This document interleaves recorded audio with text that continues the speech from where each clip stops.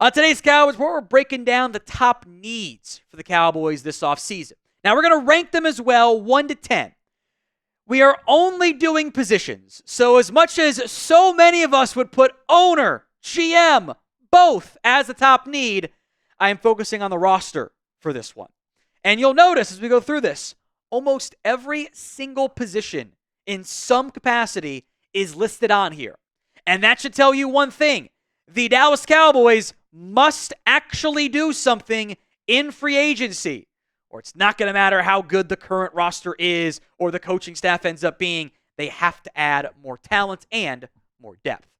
Now, if you want the Cowboys to be active for one time in NFL free agency, show it by liking the video right now. Let's begin at number 1. I think there's a couple different spots you can argue here. I'm going to put defensive tackle on this list. Odighizuwa is a free agent, so I can't count him right now as someone who is on the roster and guaranteed to be back. So I look at this team and I go, I got one at most NFL caliber defensive tackle right now. And that's Mazi Smith, who I would like to make like my number 4 defense tackle or number 3 defensive tackle, not make him the number 1 guy. That's not what I want. I have if I lose Osa, I got 0 playable 3 techniques for our team that is going to need a damn good 3 technique in Matt Eberflus's system. I need a starter and I need 1 or 2 depth pieces at minimum at this position group.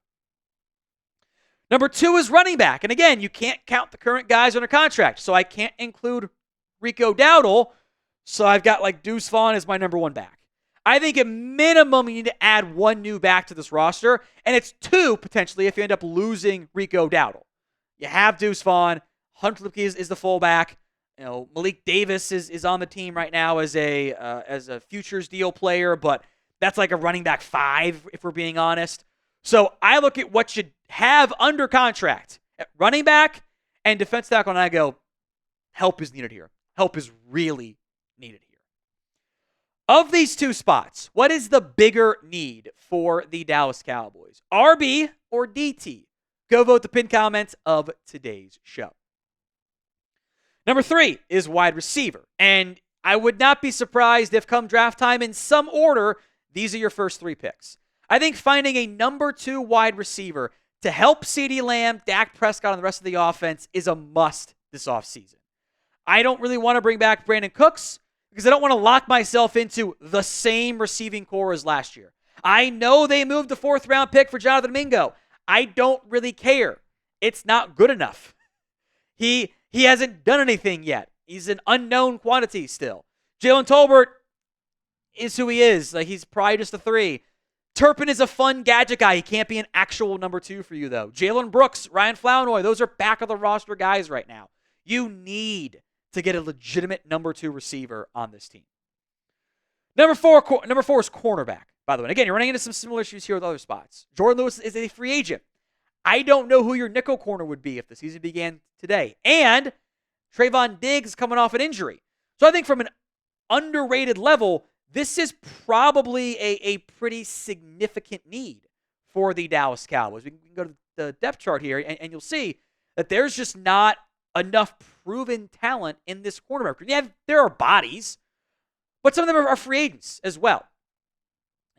Kalen Carson missed time, didn't play a lot this year. Lewis is a free agent. If he's not back with Izzy Mukuamu, a free agent, your nickels, Kamon Hall. Under contract right now is Diggs, Bland, Carson, Butler, Pride, Andrew Booth, Kamon Hall.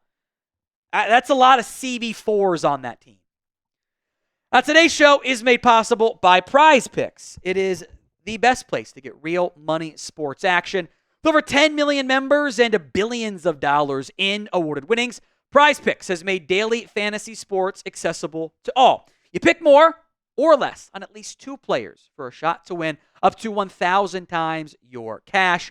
Run your game all season long on PrizePicks. The big game is almost here, and it's now or never. Do not miss out on the last football game of the season with PrizePicks.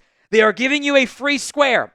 I've used it in every single one of my PrizePicks lineups, not just the football ones, but the basketball ones, because it's the freebie. There's no reason not to do it. More than a half passing yard from Holmes is the free square. Just put it in. Payne's going to put Saquon Barkley more than yards on the ground there too. And Xavier Worthy more than rushing yards at 5.5 too. Download the PrizePicks app today and use code CLNS to get $50 instantly after you play your first $5 lineup. That's prizepicks.com/CLNS and use code CLNS to get $50 instantly after you play that first $5 lineup.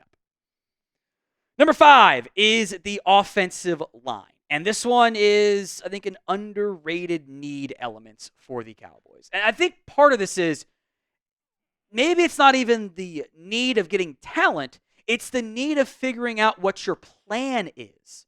I think that is almost as important as getting more talent. What do you want to do with your offensive line? Because if you had to play a game right now, Brock Hoffman's an ERFA, he should be back. You could get by playing Guyton, Smith, and Hoffman/Bass, and Beebe and Steele. The Cowboys did that last year. You should be able to get by if you want to do that. Do you want to? Valid question. Can Richards be your 7th offensive lineman? Maybe. Can you find a good value piece to help start for you? If you cut Terrence Steele, this need changes significantly as well. Number 6 is edge rusher. Now, look, Micah Parsons carries this unit. It carries it. He is a damn good football player. But there are 3 pending free agents who may or may not return to the Cowboys organization. You have to add impact here. Right now you have Micah. Awesome. We'll see about Sam Williams coming back from injured reserve. Don't know how that's going to go. He's coming off the ACL tear. You need to get more from Marshawn Kneeland, a significant amount more out of Marshawn Kneeland than what you got this past season. Chauncey Golston, Carl Lawson, and Tank are all free agents.